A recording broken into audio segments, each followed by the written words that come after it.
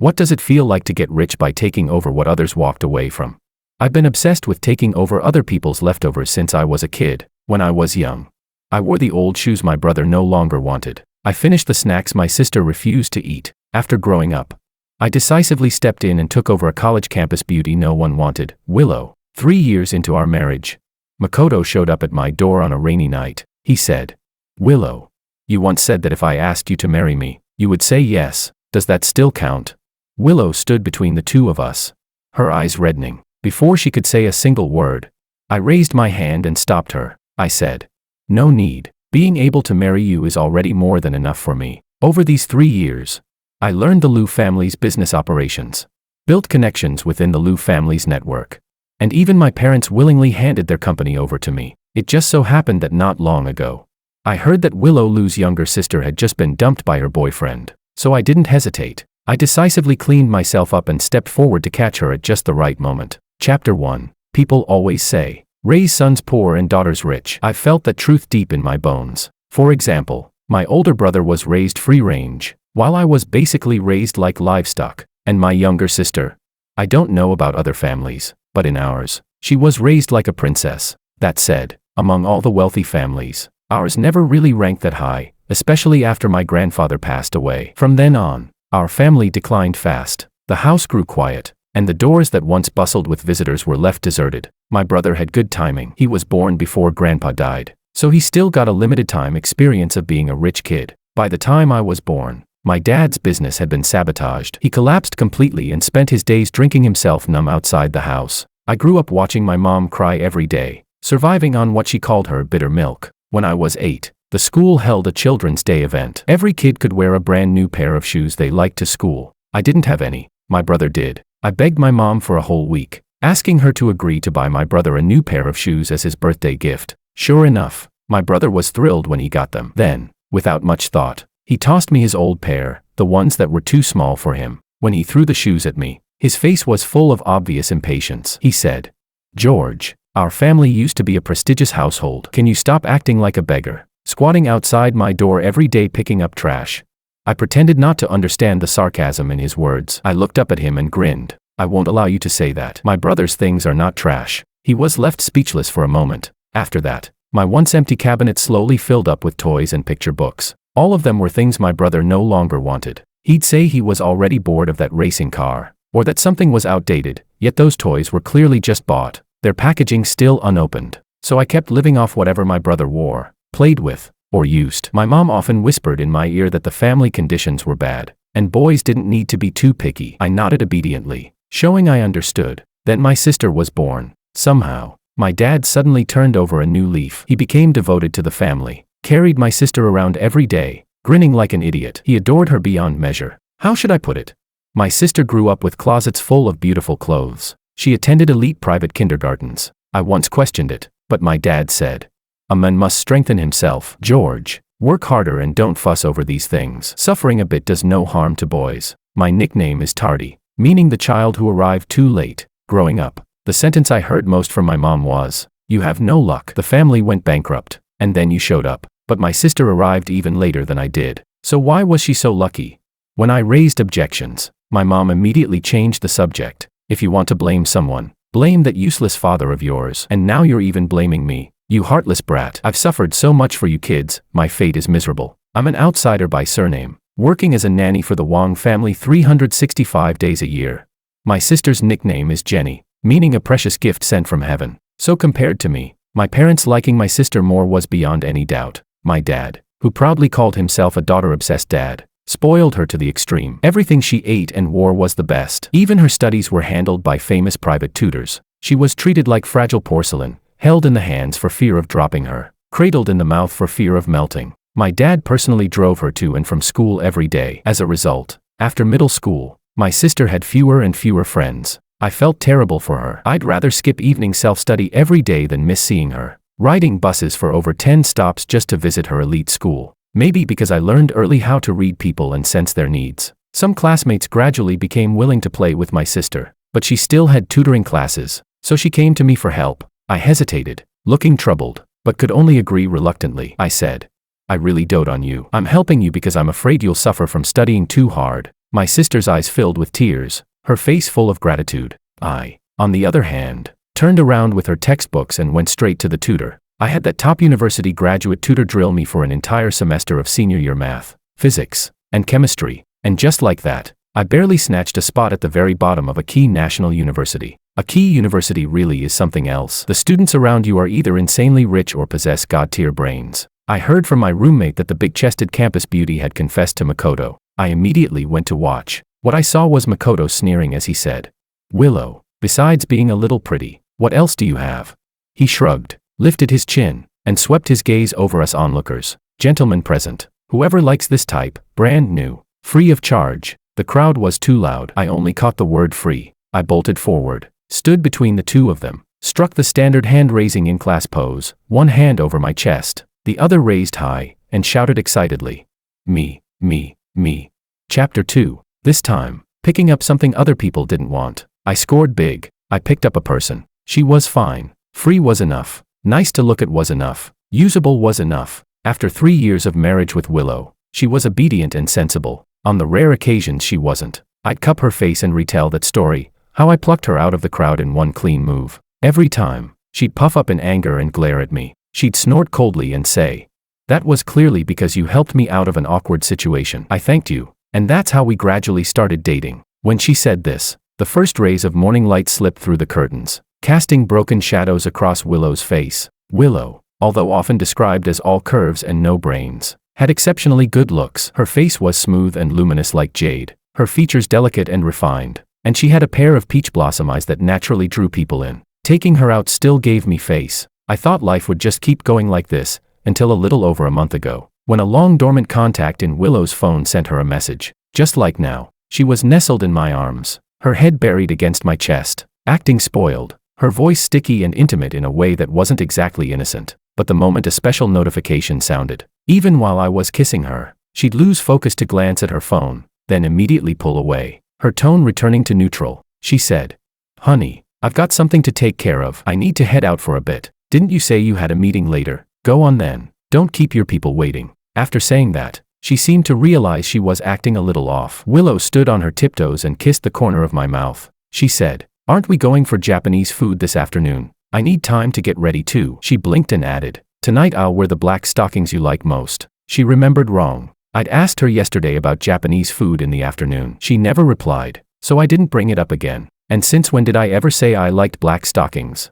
No idea which kind-hearted soul had personally trained her a bit, nor which generous person bought her those stockings, just to have her wear them for me to see. Still, I wrapped my arms around her and said indulgently, "My wife is really wonderful." By a little after 6 in the evening, all my subordinates and colleagues had long since left. I was the only one still waiting for Willow's call. It wasn't that I was the type who could forgive being cheated on. It was just that replacing a woman was too much trouble. Of course, the most important thing was that her parents absolutely adored me now. Her father had promoted me to director at the beginning of the year and handed over the company's core projects for me to manage. Her mother never missed a gathering without showing off her future son-in-law. That wasn't surprising. Willow Lu was the Lu family's only daughter. No wealthy parents would stay calm when they saw a smart, capable son-in-law in that situation. What's more, the Wang family had already fallen from grace. We were entirely dependent on the Lu family for survival. I was useful and easy to control. Cultivating me was essentially an insurance policy for their daughter's future. So I figured that as long as life could go on passably, what I did behind the scenes, seeing a few others, even younger ones, who could really condemn me with a straight face.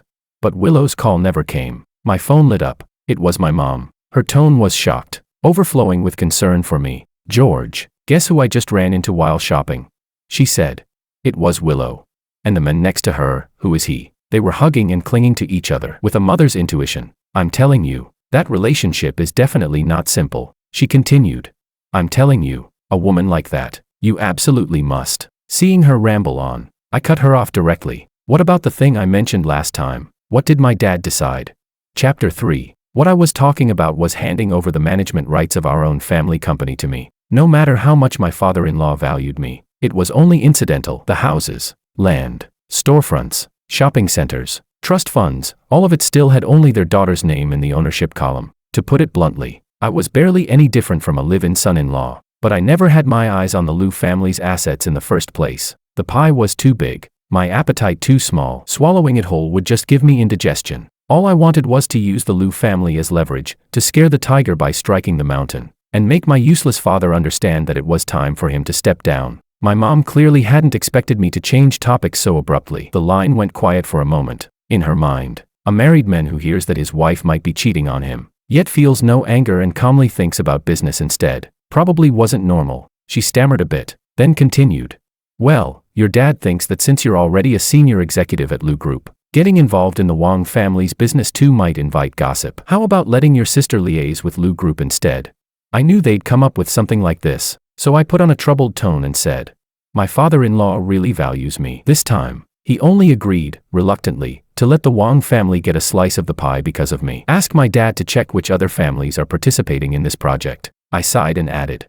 But Dad does have a point. If I do this, people might think I'm using my position to benefit the Wang family. How about we drop it this time? It's only a 4 or 5-fold increase for the Wang family's assets anyway. I doubt Dad would even be impressed. My mom had this one good trait. She was excellent at picking up on keywords. The moment she heard 4 or 5-fold, she got excited, tossed out a quick, I'll discuss it with your dad again, and hung up. After the call ended, my tightly furrowed brows still didn't relax. I leaned back in my chair, tapping my fingers against the desk in no particular rhythm. I liked doing this while thinking. It helped me sort through the cards on the table. My dad was stupid in a very peculiar way. He could trust outsiders with his whole heart, yet remain deeply suspicious of his own family. It seemed that if I wanted to chew through this tough old bone, I'd need to throw on more fuel, and the accelerant, naturally, that would be Willow. I'd take it as her divorce gift to me. It was nearly 11 at night when Willow finally came home. At the time, I was busy in the kitchen. A single lamp was lit on the coffee table in the living room, just bright enough for Willow to see the gift bag containing the handbag I'd bought for her.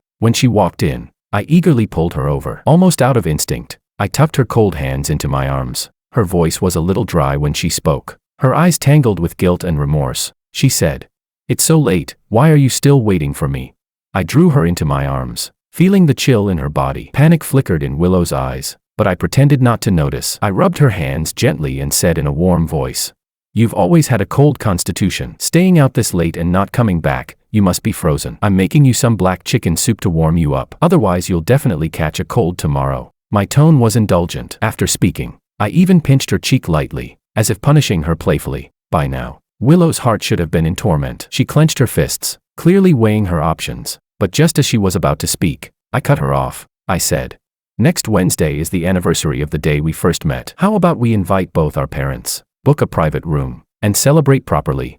Her mind was already a mess because of that man. There was no way she was really listening to what I was saying, so she naturally agreed to everything. I, on the other hand, quickly got up to take a shower. God knows how hard I'd worked just to come up with a reason to get both families together. I'd even considered celebrating my dog's birthday. But Willow, perhaps trying to cover something up, was drenched in such a strong rose perfume that it nearly knocked me out. Chapter 4. Celebrating the anniversary of the first day we met was honestly ridiculous. My father-in-law and mother-in-law thought I was trying to win Willow back. My parents thought I was using the occasion to build business connections for our family. As for my wife, Willow, she was the funniest of all. She genuinely believed I loved her so deeply that even the first day we met deserved a grand celebration. On the way to the restaurant, Willow was clearly distracted. The phone in her hand kept buzzing nonstop. She noticed that I had glanced at it several times, so she proactively switched it to silent mode. Yet the screen still lit up from time to time. If I didn't say anything, I would start to look abnormal. So I asked, "What's going on? Something up?" Holding the steering wheel, I smiled and teased her. "You've been checking your phone pretty often lately." Then I added, "I saw a post once, when a wife can't put her phone down, that's the beginning of cheating." That line instantly struck a nerve. Willow's body stiffened, and she became visibly tense. Her voice trembled as she hurried to explain. No, husband, it's not that. I didn't, it's just an old friend." I let out a soft scoff and said, "Hey, look at you, why are you so nervous? I was just joking." Then, casually, I continued, "But you have been pretty busy lately. Busy enough that last time I went back to celebrate my dad's birthday, you didn't come with me. My parents even thought we were having relationship problems. I've always been like this, put in 1 unit of effort, but talk about it like 10 units of hardship. After all, kids who make a fuss get candy. But in my family, even when I made a fuss, I never got enough, never got full. So I said, wife, you have to come to this family dinner. You can't do what you did last time, where I prepared a surprise and you left early." But as we got out of the car, I looked at her phone again and sighed. Then, magnanimously, I offered, If it really won't work, then go. You look so distracted, it must be something important, I added. As for me, I'm fine, honestly. It's just celebrating the day we first met. It's not like it's a wedding anniversary. Even without you, it can still be a family dinner, just the younger generation showing concern for the elders' health, I said. Don't worry, wife. I'll smooth things over with the parents. I personally placed the car keys into Willow's palm and watched her drive away in a hurry. I could only hope Makoto wouldn't disappoint me this time. If Willow came back too early, this little one-man show of mine wouldn't be possible at all. Chapter 5. When I walked in alone, both sets of parents showed a moment of confusion. My mom and her mom were the first to react. The smile on my mom's face instantly collapsed. As for my mother-in-law, she asked in disbelief, "Where's Willow? Does she have something going on again?" She knew perfectly well what kind of something her daughter had going on. After me, Willow's mother was the second person to realize her daughter had a problem. After the marriage, I still frequently took Willow back to her parents' place to keep up appearances and maintain family ties. But over the past month, Willow hadn't shown up even once. At first, I was the one encouraging Willow to do things she wanted to do. I told her to go for it, that no matter what happened, I'd clean up after her. Later on, she started coming home very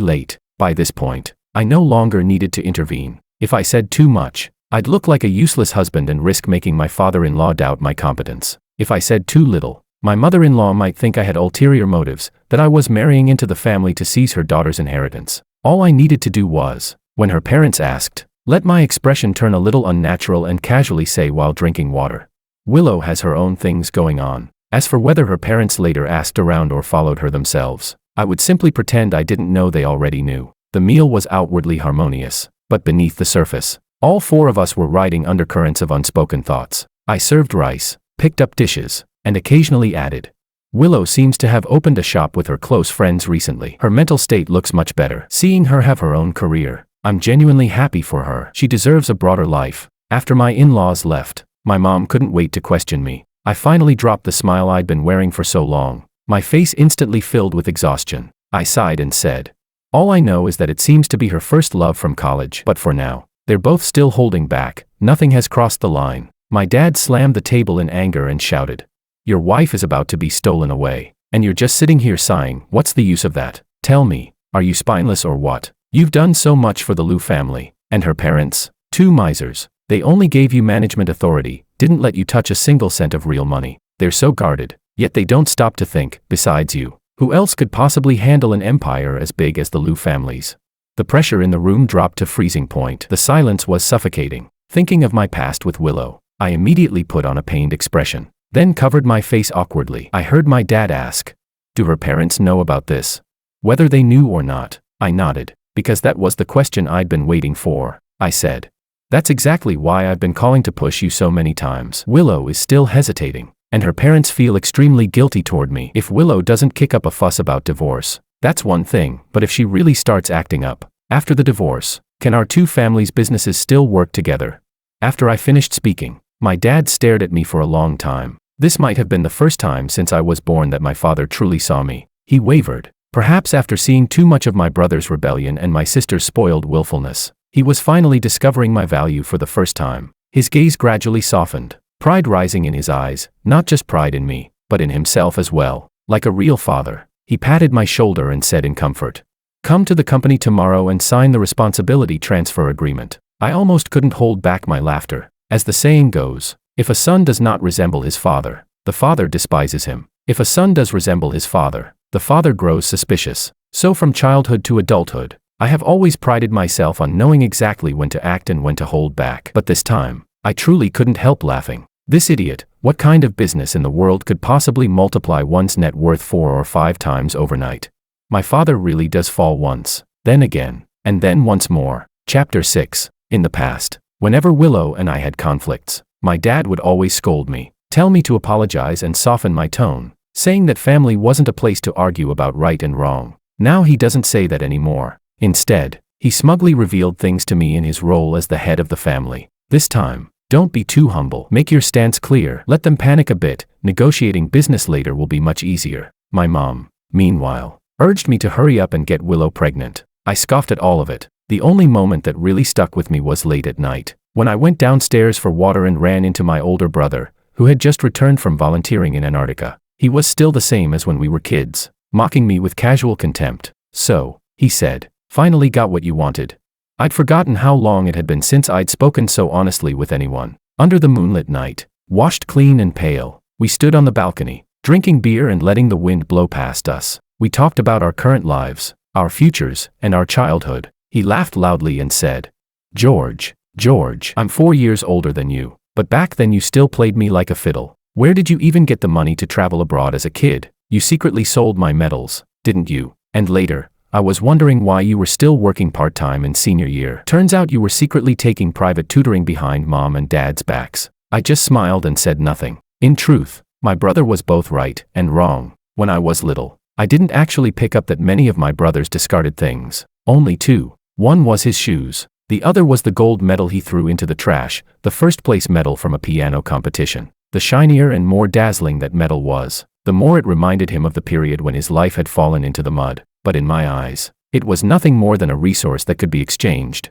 That competition had been funded by my grandfather back then. Even the medal itself was custom designed by a professional designer. The gold on it was real gold. I remember taking the medal to school, showing off for a brief moment, then heading straight to a gold shop to have the gold melted down. I deliberately kept some gold powder and had it made into 10 gold-plated rings. Then I went around school telling stories. At the time, The Lord of the Rings was wildly popular. Classmates talked about it non-stop. In full edgy kid mode, I said, "My dad brought these back from Europe while inspecting projects. Who knows, maybe one of them is the One Ring." Of course, no one believed me, but that didn't stop kids from being tempted by the idea that all it took was 1 month of classroom cleaning duty to own a magic ring of their own. That entire semester, I didn't clean the classroom once. Every day after school, they cleaned for me. I stood in the hallway reciting classical poems. That year, the city was hosting a children's classical poetry competition. Second prize was a 3-day trip to New Zealand. After winning, I used the money I'd saved to buy myself a camera and some necessities.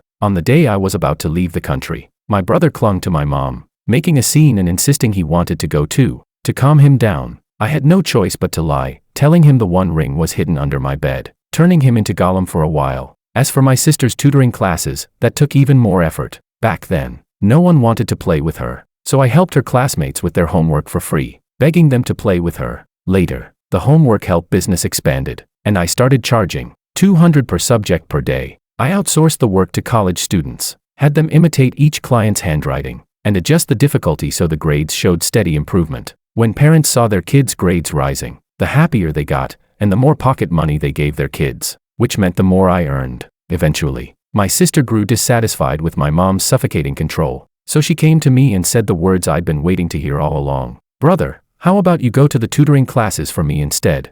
Chapter 7. Truth be told, by then I'd already made a lot of money. I was fully capable of hiring a private tutor for myself, but I still wanted to take my sister's, for no other reason than that I couldn't stand how pampered she was, or how my dad doted on her like a textbook daughter-obsessed father. The family had clearly become wealthy again, yet it never once crossed his mind to invest in me. He tried to groom my brother, because he was the eldest son. Unfortunately, my brother had zero interest in inheriting the family business. He tried to groom my sister, because she was pretty. Unfortunately, she was a lump of useless clay, impossible to prop up no matter how hard you tried. So I was always stuck in this awkward, in-between position at home. On the surface, I almost seemed to have it good. I skipped school, got into fights, dated early, dyed my hair. No one ever bothered to scold me. But deep down, I was holding onto a single breath of resentment. Among the 3 siblings, my report card was the only one that truly shone. My thoughts drifted far, far away, until my brother's words pulled me back. He said, "So tell me, who did you inherit that sharp mind from?" "Our mom's a hopeless romantic, and Dad, don't even get me started. He's clearly the dumbest one in the family, yet insists on pretending he's clever." I turned around and leaned back against the balcony railing, my tone teasing and mocking. "Why are you picking on me? You're not much like Mom or Dad either." My brother nodded thoughtfully. After a long pause, he suddenly said, "Your eyes, they look a lot like Grandpa's." He called my name softly and made me look straight at him. Then he said, "The family business, by logic and by right, should belong to you. Don't carry any burden, just do your best." No one knew how much torment I'd endured while laying out the chessboard against my own family. Being seen through so suddenly, I nearly fled with my gaze. My pupils stirred with emotions I couldn't quite name or explain. I pretended the wind was too strong and had irritated my eyes, hurriedly changing the subject. "If neither you nor I are like our parents," I said, Then who in this family actually is like them? Before he could answer, we were interrupted. My sister and my mom's argument drifted over. We heard my sister shout at my mom. He's stringing me along because he loves me. Why isn't he stringing you along? My brother and I locked eyes. Then we burst out laughing. Doubled over. Unable to stop. Chapter 8. The moment I received the appointment letter, I asked myself whether I was happy. I had been plotting for nearly 5 years, almost from the first time I saw Willow. When I confirmed she really was nothing more than a naive, hopeless romantic, I'd already sketched out the framework of my plan. Taking control of my own family company was power. Joining Lou Group and securing a 7-figure annual salary was money. Marrying Willow Lou and gaining access to the Lou family social and business network was status and influence. Money, power, fame, connections. I truly had everything I wanted. But what about Willow? Back in college, her sincerity had been trampled on, and I'd been a witness to it. Looking back at the 3 years of marriage with Willow, I had to admit, I'd actually lived quite happily. Willow wasn't my ideal partner. She had no real opinions of her own, was easily swayed, listened either to her parents or to her best friends. Her personality was a little awkward too. She'd sulk at the smallest thing and expect others to guess what was wrong. But in our first year of marriage, because of business entertaining, I drank myself into chronic gastritis. So that pampered heiress who'd never lifted a finger in the kitchen rolled up her sleeves and learned to cook for me, trying again and again. Her arms blistered with large patches of burns. People like me are, frankly, ungrateful. It wasn't as if we didn't have housekeepers. What was the point of doing something so self-sacrificing just to move yourself emotionally?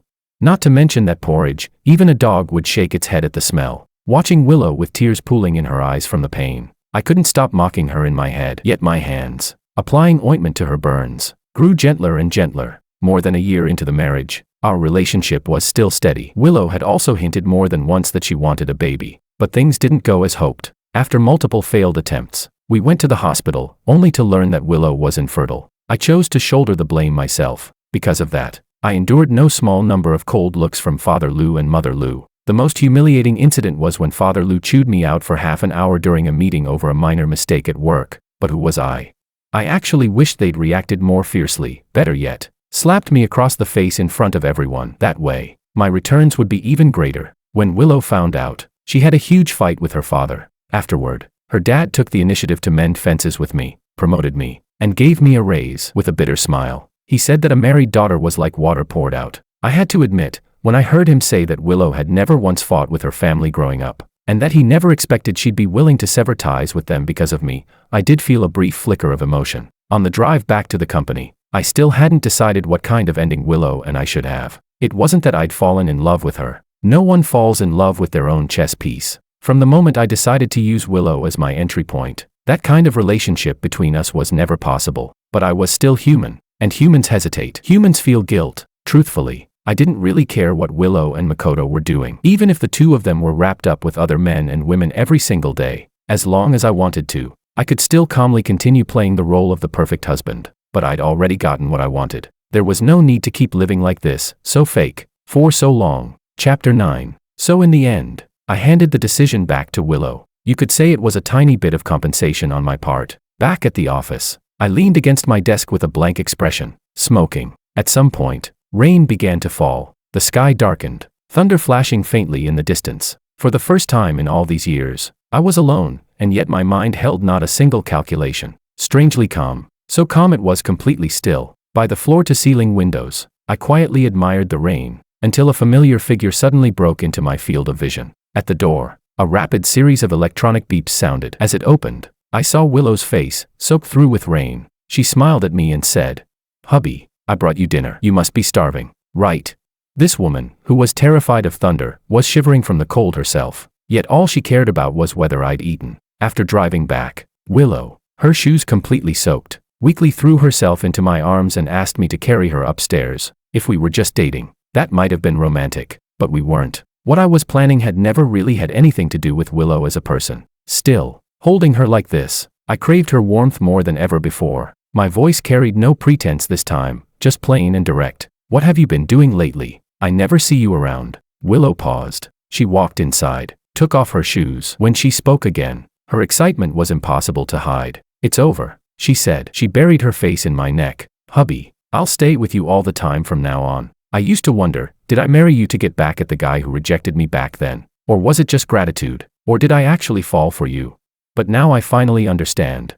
She hooked her arms around my neck, eyes shining like a young girl's. She said, "Hubby, I love you so much, and I admire you too. You always manage to do so easily the things I can never do well. My parents were right. Being able to marry you is the greatest blessing of my life. Is that so?" I asked, forcing a smile as my face grew paler. Perhaps words weren't enough to express the love overflowing in her heart. She stood on her tiptoes, wanting to kiss me, just like on our wedding night. She looked up at me, lashes trembling, her eyes full of nervousness and joy. But at the very last second, just before our lips met, the doorbell rang. The tiny bit of hesitation I'd just released snapped back instantly, leaving nothing behind. Makoto had finally made his move, standing stubbornly in the wind and rain at my doorstep. He asked just one question. "Willow, when you said that if I asked you to marry me, you'd say yes, does that still count?"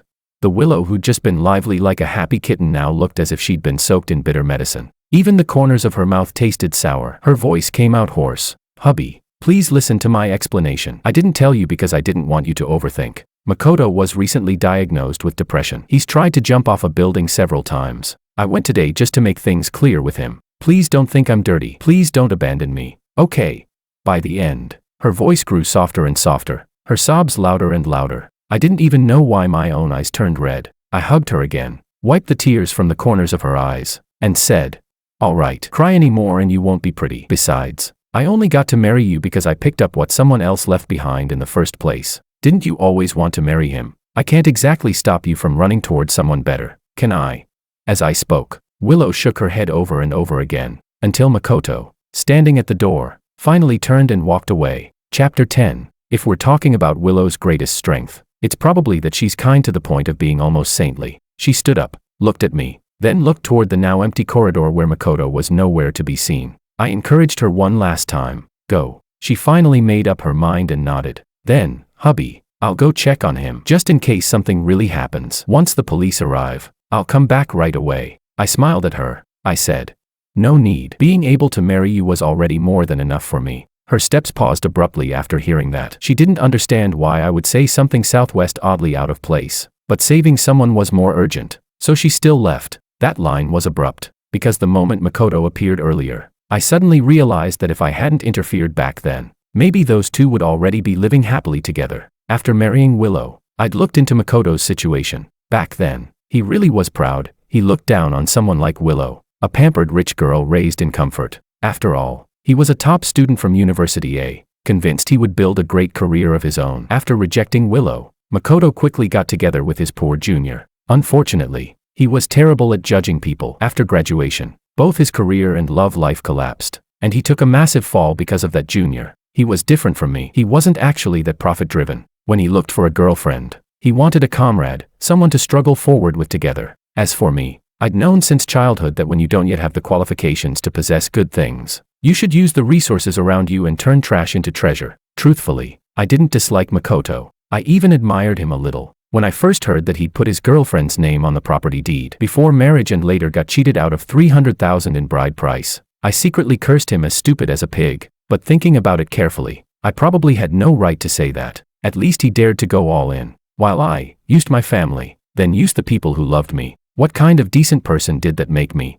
I packed my bags and moved out of the home I shared with Willow, then had a lawyer draft a divorce agreement. At first, Willow came looking for me several times. All I could do was repeatedly mention her infidelity during the marriage, saying one thing while meaning another. Watching Willow suffer felt like dull knives cutting into my flesh. The only way I could cope was by numbing myself with work. 3 years, 5 years, I watched my company rise, until it stood even taller than the Liu family's landmark building. Standing in the CEO's office at the very top floor, I asked myself a question my brother had asked me many years ago. Are you happy, now that you've gotten what you wanted? Of course I am. These days, who doesn't call me President Wang when they see me? I have money and power. I no longer need to pick up what others have used and discarded. Even my nighttime indulgences, I drive luxury cars to loiter outside university gates, picking out fresh faces. And yet, occasionally, a woman's image would blur through my mind, her features unclear, flashing past too quickly to grasp. Once, at a banquet, I ran into Willow's father. There was no avoiding it. I'd imagined countless ways he might start the conversation, but to my surprise, he merely raised a glass to me and, like an old friend, casually mentioned that he actually had another illegitimate daughter. Very capable. 35 years old. Still single. A flicker of awkwardness crossed my face, then vanished amid the clinking glasses and polite laughter. I smiled and said, "No thanks. I don't have the heart for that anymore." After the toast, I slipped away to the back garden. The moon was perfectly round tonight. See, Willow, this is the adult world. Adults always put their own interests first. Who would ever be like you? So don't be foolish. Don't wait for me.